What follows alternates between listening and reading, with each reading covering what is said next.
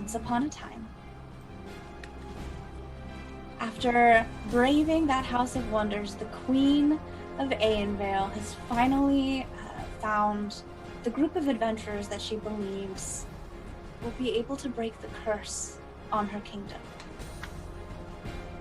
The king is responsible, she thinks, for some strange, inexplicable curse on the land, and she needs your help to solve it. As Punzi did remind us, she thinks that there is a wise woman on the edge of town that may be able to help you. But before that, it's getting late, and dinner is ready. She's escorted you into the dining room. It is a beautiful space with a long scarlet rug running through the center of it, a long, beautifully carved, dark dining table, and the entire ceiling just clear glass looking out onto a beautiful starlit sky. It's a crescent moon, and the little bit of light from that moon is shining down through that glass. It's a beautiful space, and finishing setting the table is a young man in his 20s, neatly dressed, handsome, friendly. He smiles at you all. Punzi, you think you recognize in this man's face something similar to that infant that was in the portrait. You think this is probably the prince. And he smiles. Cool. Welcome. Thank you all so much. Please have a seat. Dinner will be on the table very soon. Are we alone? Is it just us? Like, did he leave and the queen's not in the room with us? No, Queen has escorted you in. She's joining you as well. And then as the prince kind of just waits for you all to get seated, he's very, very careful to be polite. And it's kind of like he's doing everything by rote, almost like he's checking things off a list in his brain. The tall man welcomes you. Oh, good evening, mademoiselles. Once again, I'm so sorry for the delay, but dinner is ready. Try the gray stuff. It's delicious. Please have a seat.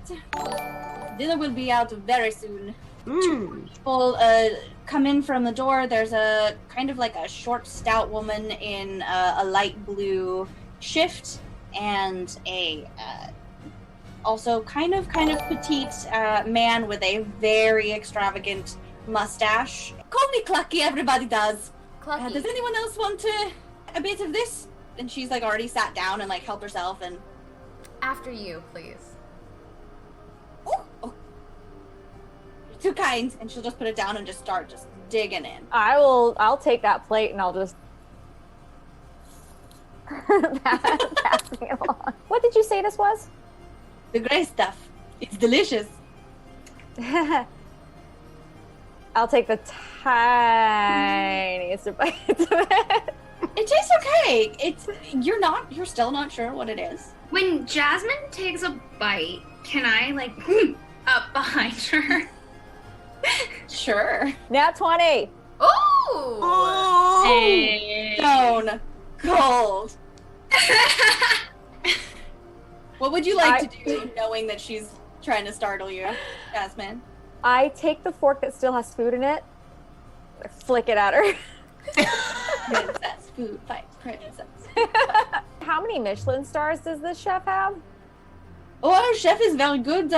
He works with what he can, but as you may have noticed, we are having some slight problems with our supplies and our crops and our harvests in general. So we are doing the best that we can. He knows, he's got a great hand with the rosemary, though. I don't think you'll be disappointed.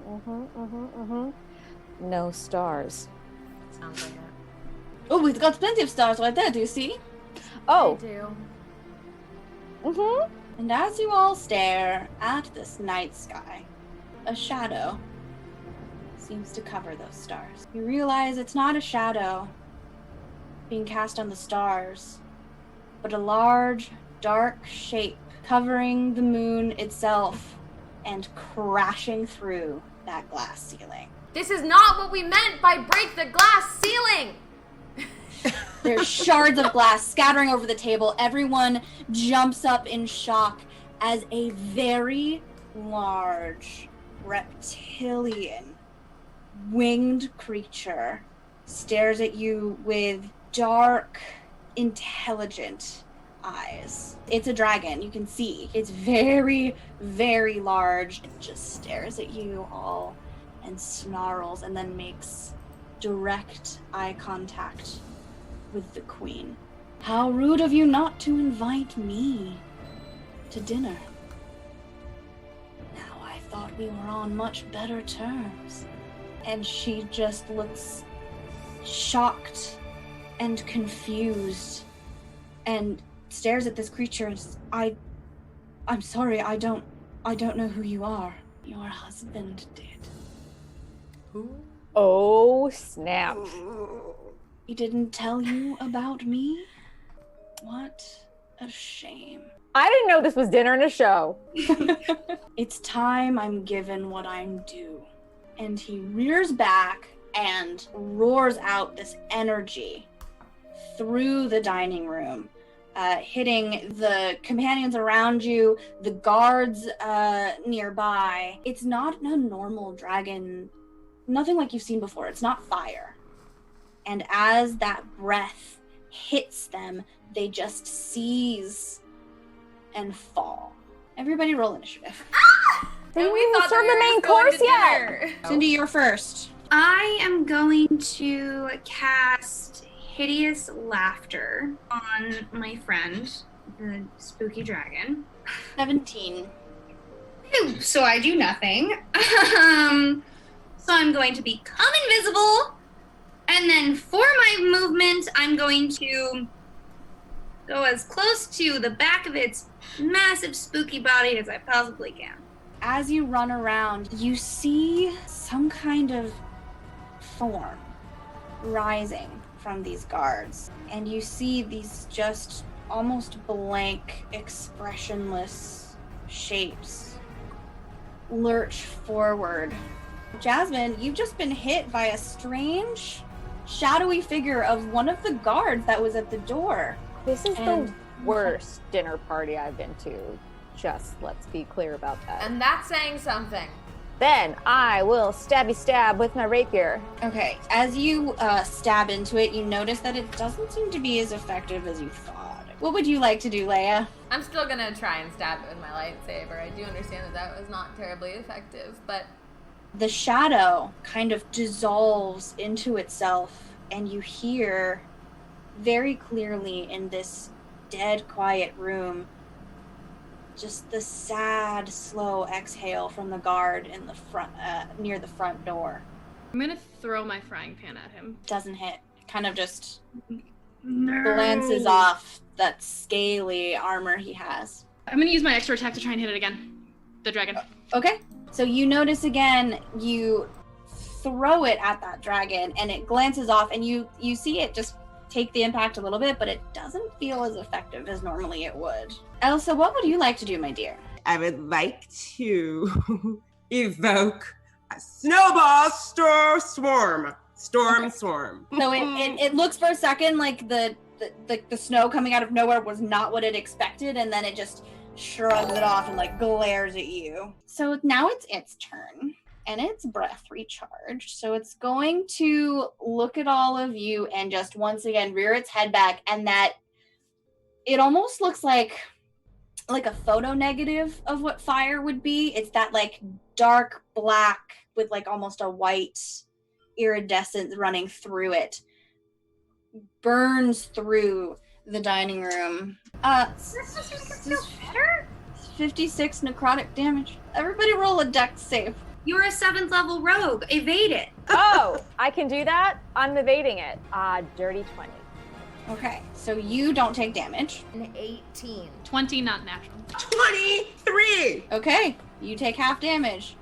So that I would want be... half. I want none of it. Hey! You're not a rogue! Roll on the wild magic table for me, Elsa. So you're going to roll your D100s. 63. So in that panic, you cast Fog Cloud centered on yourself. So suddenly in the midst of that like terrifying dark fire, a dark cloud of fog just fills the room and obscures. Oh no! Sorry, everyone! It was the wrong one! 46. And then you cast Levitate on yourself, and you start to float. And as you float up above that fog cloud, you notice something very strange. So you look down, and in the light of the moon, you see like the glinting through the fog a little bit of like the glinting of shattered glass. But what you don't see is the dragon. And what you don't see is the prince. Do I see anything at this point? You can't see very much, Jasmine, but you feel a hand on your wrist, and the queen is right behind you. She looks at you and she says, I need you to run back to my study. I have something there that should be able to get rid of the rest of these shadowy creatures. The dragon is gone, but these shadows still exist. Please, I need your help. You're the fastest. I will let Elsa know that, and then I say, okay, and I'll head towards that direction. Jasmine has gone to get the thing for the queen. In the middle of this strangely intense battle, where she is now the only person who is aware, other than that Elsa told, that the dragon somehow disappeared. So Cindy, what was it that you wanted to do? So I'm going to take out my 50 feet of hempen rope, and I'm going to flying leap with all my might and try to rein in the dragon like the son of a gun that it is. And for the record, I look really cool while I'm doing it. Yes, absolutely. You look very, very cool in the middle of the darkened fog cloud where no one can see you. Want to quickly reiterate the utter malarkey you just told me. I fell through the air where a dragon used to be, and then I face planted on a table that's covered in gray stuff. And broken glass. Woo! Yes, you did! Oh, I am prestidigitizing the gray stuff off of me with rage. So now Cindy is aware that the dragon has disappeared too. You still see vestiges of the shadowy figures from the guards moving their ways towards you, and some of them are directly in front of you, but the queen appears with some kind of radiant light. It's kind of encased in an orb, and she just holds it for a moment and throws it in the air, and it breaks open, and beams of radiant light target the shadows and just pierce each one, and you see them collapsing in, dissolving in on themselves, and again you hear just the sad moments of exhale. I'm gonna make blue fire, like in the style of my not friend Hades, around my body, and I'm going to turn on the queen and go, I hate your house. She looks at you in shock. Her hands are shaking. Her eyes look as though she's holding back tears. She is pale white, and she looks at you and just says, I told you we were cursed. The queen looks at you, and the rest of you now notice. Oh, Elsa, you come down also. You're not levitating anymore. Gently down from the ceiling. Oh, and rope. I was ready. Cindy's weirdly crying and just prestidigitizing her tears away as soon as they fall on her face. I'm gonna hug Cindy. I'm just gonna go over. So the rest of you now notice that the prince is nowhere to be seen. Where's your son? I don't know. You provide an awful lot of obstacles and very little assistance. No, I'm gonna lie, you did come in being all sparkly and stuff, but That was something from my fairy godmother from a very long time ago. It was the last piece of magic, really, that I had, powerful magic that I had. I was saving it to enliven crops in case we needed it, but we needed it now.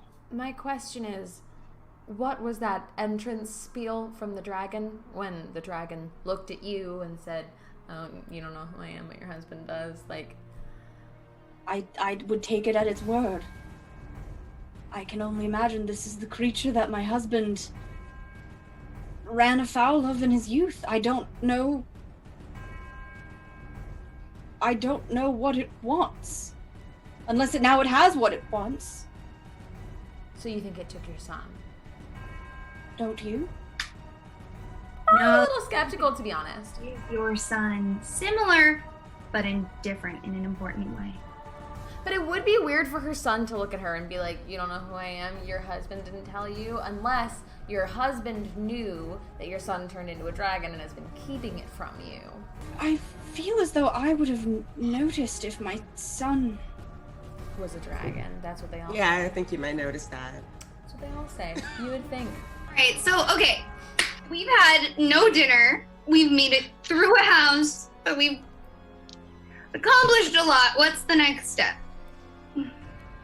The only thing I can think of is the wise woman, as I mentioned before. She would be the only person I know who would have lived long enough to remember any kind of evil like this existing in the kingdom. She's not that hard to find. She just may want you to make it worth her while and promise her anything she wants. Whatever it is, I will provide it. Well, I guess we know where to go. If you would like to rest here. Yeah. and do that in the morning. Yeah. You said that your son was an artsy child, right? Well, I'm also kind of an artsy person, and I tend to draw things that I want or I'm thinking about. Is it possible for us to look at his sketchbook? Of course. Maybe he knows something you don't? Of course. The gentleman in blue with the mustache, who's been the bright ginger mustache, who's been fairly quiet throughout the whole thing, just looks up and says, well, if you'll follow me. He takes you up and opens it to a fairly simple room, especially for the heir to a throne. A little bit messy. Lots and lots of scattered and crumpled parchment and stacks of sketchbooks on a table that's facing the window. I start flipping through it. So flipping through, you notice as you turn more and more, his self-portraits get a little bit more distorted, a little bit darker. There's just an edge to them that starts to creep in that seems difficult to explain or grasp. Turning pages even further, you're noticing more and more introductions of strange symbols, markings that you can't read. Can I cast Comprehend Language and see if that helps me at all? The language looks to be some kind of ancient form of Draconic, but it's written in code. So you can't quite make it out. Can I copy that into my own notebook? You can. Ooh, is there a carpet in the middle of the room? Sure. All right, I'm gonna pull a Jasmine. I'm gonna pick up the carpet and just check underneath to see if there's a trapdoor or something. There is a trapdoor. Wow. I'm gonna open it. It's very, very dark, and the twists and the turns, it takes a little bit longer than you think it should. It's like up in a tower, it's just really, really tight, winding staircase. You reach the floor, and there's a heavy wooden door pushing it open.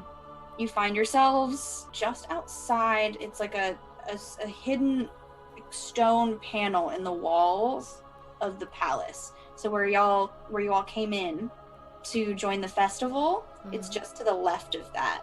All right, so you found a secret door into the village from the Prince's Tower. Would you like to go back into the castle to rest or continue into the village? It's getting pretty late at this point. I want to use my stealing stuff senses and see if I can sense it. So the man looks at you and you seem very concerned with craft supplies. There is a store in the village for art and craft supplies if you want stationery and the sort. I want to later find out if the dragon is the prince, and I really feel like if I have some of his trusty colored pencils, that'll come in handy, so I'm just going to need you to slow your roll, my dude. All right, that's really complex thinking. I'm not sure how to respond to that, so all right, I know when to shut up. So you're able to take a long rest. It is relatively peaceful, especially after the long, long day that you've had. Maybe one or two of you spare a thought for Jack on the ship, who has definitely no idea where you are at this point. doing well. Can I be studying those symbols because I'm silly and Draconic is one of my languages? You see one thing that looks like it might be similar to a modern Draconic word for sword. Oh. Cool. So the sun rises, birds are singing. Would you like to head into the village, or what would you like to do? Well, we should talk to that wise woman on the edge of town. Mm-hmm. Yes. You push open the wall, and the path to the village is directly before you. You, Pansy, with your bolt from the universe knowledge of this kingdom and this castle, you know that you're going to have to cross all the way through the village, near to where there's kind of like this very nice like wooded area on the border of it. Just a little bit into the woods is a cottage where that wise woman lives. I think we should think about the wise old women that we know. For example, Snow White totally had a bad day because of a wise old woman. Right. Merida, not so great a day because of a wise old woman. My entire story is about an old woman Me, who didn't like being old. okay, but me, kind of great day because of a wise old woman. So, I don't know, General Organa is a wise old woman and she doesn't totally suck. Okay, the old part We're was not unnecessary. supposed to say that. And also the totally part was unnecessary. I'd like to use my mage hand to just shove Cindy a little. Rope dodge! Okay, so Healy then wise old woman?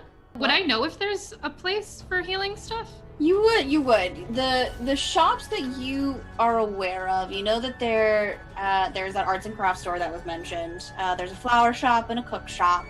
Some kind of... The shop just says dirt.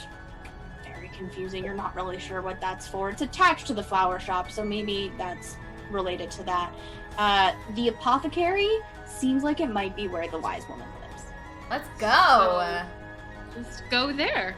So you lead the way. You take the village path towards the into the woods just a little bit. You see a small cottage, a little run down, a little overgrown. It's really starting to meld into the trees a little bit. The door is shut, and it looks as though there might be something painted on the door.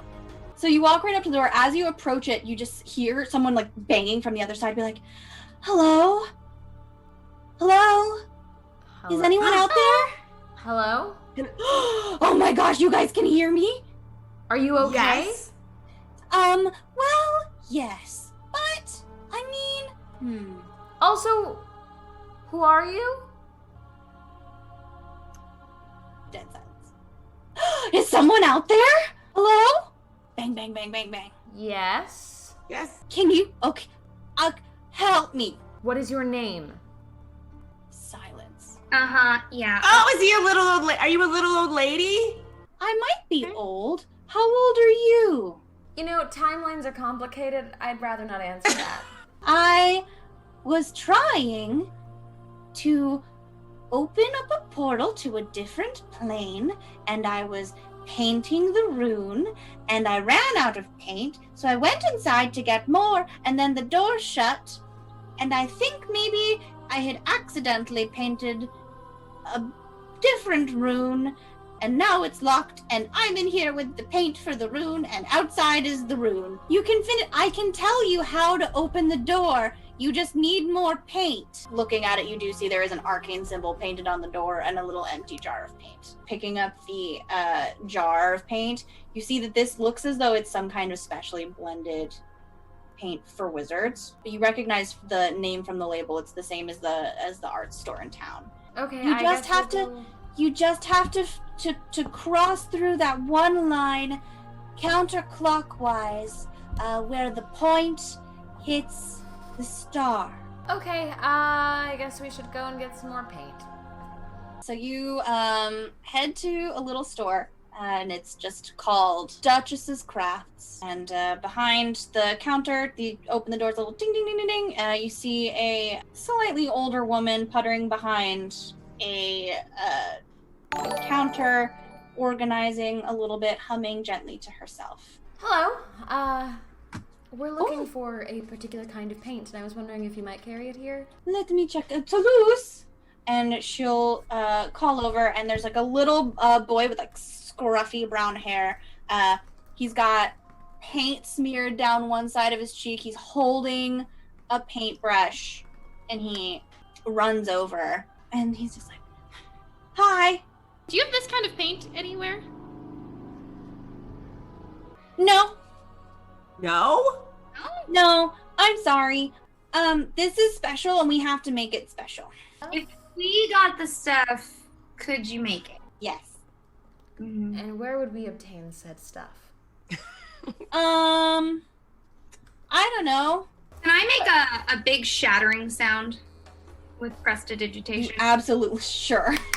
I'm sorry. Did something break? No, we're good. I just needed your attention for a sec. Your son was very kindly helping us to try and figure out what the ingredients were to make a new batch of this paint that we need. I think you are going to need a very specific variety of chrysanthemum. Vinny down the way should have something in stock for you. And a powdered mica for illumination. I think there may be some in the dirt shop. Be very careful going in there. And any oil will do. You can get any of that from the cook shop. Through right next door. Follow-up question. The prince, your prince, Yes. does he come in here and buy things a lot? Yeah, and sometimes we draw pictures. We made this drawing together, and it's a portrait of the three, you assume, children in the shop. Little boy with black hair, a little like very very pale blonde girl with pigtails, wearing a really cute little pink bow, and there's a little bit of a shadow over them. Doesn't seem like it's coming from anywhere. I'm gonna nudge Punzi. Say something cute. And Thank you, we'll be back. And then I pull Cinderella out of there. Head to the flower shop. It's very, very picturesque. There's all of these bouquets and blooms and like hanging floral plants and stuff like that. As you walk in, underneath all of the very lovely, sweet floral fragrances, there's just the slightest smell of mineral, maybe sulfur. As you walk in, a gentleman walks up to the counter. He's chewing on a matchstick, big bushy salt and pepper mustache, and says, "Hello, how can I help you?" Hi. We are looking for a very pretty yellow flower, chrysanthemum. Chrysanthemum, huh? We needed to make special paint. I also want one for my hair, though. Okay, I can give you two. That's fine. And he like goes, "I gotta go get the ones in the back." And he like goes And maybe back. some pinks and purples when he runs away. Oh, okay. How many flowers do you go all want a flower? What do you Put want? it on the queen's tab. Oh, okay. He'll come out with an armful of blooms and hand them over to you, and then separately, Punzi, he's got two very elaborate, almost like fluorescent yellow, almost dandelion yellow, but these chrysanthemums are just 1,000-petaled and beautiful. Thank you so much. You're welcome. Good luck with your paint, I guess. All right, next spot. So the dirt shop is attached to the flower shop. It's kind of like all of you would have to duck your heads to go inside. Okay. Once we all get inside, a draw from the deck, please. Stop. Temperance. You gain the ability to cast calm emotions permanently. No way! Wow, that I was actually super like suits that Elsa. one. And you head into this shop. There are no shelves. There's no furniture. It's just dirt. And like a little like boop pops up. And you see just like a scruffy man with like a little tiny mustache and goggles. Like, look at you. Can I help you? Yes, we're looking for powdered mica. it's for magic ink paint.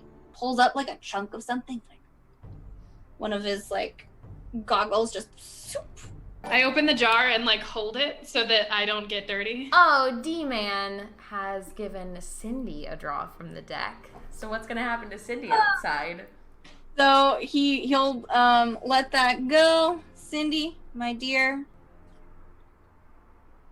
This one? Yeah. So you got the devil. It's okay, it's okay. You fail all your insight checks for the rest of the day. Cindy was so stressed out by the shop of dirt that she's just like, I can't. All right, so you have your powdered mica. You just need some oil and you guys are good to go. Head into the cook shop. Another bell rings. It's a flurry of activity, very different from the last couple of shops you were in. Everything is, you see that someone is already like making things, maybe baking bread. There is a tall, thin man wearing a very tall white hat and just kind of like staggering around, kind of like flopping his limbs everywhere, trying to like stir pots and things like that. Oh, hi, sorry, can I help you? No, lift your hat. Is there a rat in there? Yeah. This place is ridiculous. I want to go home. No, this is awesome! And then Cindy's gonna take Gus Gus off her shoulder and hold Gus Gus out to the other rat. There you go, little chef. And he just like hands him over so that he can say hi to Gus Gus. Can we get the oil? Sure. Do you know what kind of oil you want? Oh, can we get it for? And I pull the thing out, and I'm like, anything that'll make this work really well. And then the rat jumps over, and he just like looks at it and. So you have a problem with the dirt, Cindy, but this is fine? Oh my god, you know rats are basically the cleanest animals ever, right? While she says that, you see him go and wash his hands in like a little drop from the spigot, and then go to a couple different bottles of oil, and then he kind of just like pushes one down, and there's like a swath of cloth, like a hammock that's made to catch things. He obviously does this, he's obviously done something like this before, and it catches it. And it's like a little bottle of, looks like maybe like linseed oil. I put Gus Gus on Leia's space buns. You don't want to do that. Lady, if you hurt my rat, we're gonna have a problem. Do not set your rat in my hair! Oh, okay. Well, it was nice to meet you, I guess. Enjoy the oil. I'm leaving. All right, so you're able to take the snacks and the remaining ingredients back over Put it on to... the greens tab, thank you! Okay. You head back to the arts and crafts shop, and the little boy with the tussle brown hair, Toulouse, comes back. As soon as Punzi gets back in the shop, he just blushes bright red and is... Oh, how cute. Here you go. And he like bustles like over to a tiny little child-sized table, and he puts it down, and he like mixes stuff up, and he pours it in. And... You guys are like Padme and Anakin. Ah! Ew. Cindy's gonna hand Leia a chocolate hazelnut pastry, but also say ew. Thank you. It's done now. You might take it. I'm gonna message Rapunzel. Give him a flower from your hair. I give him my pastry.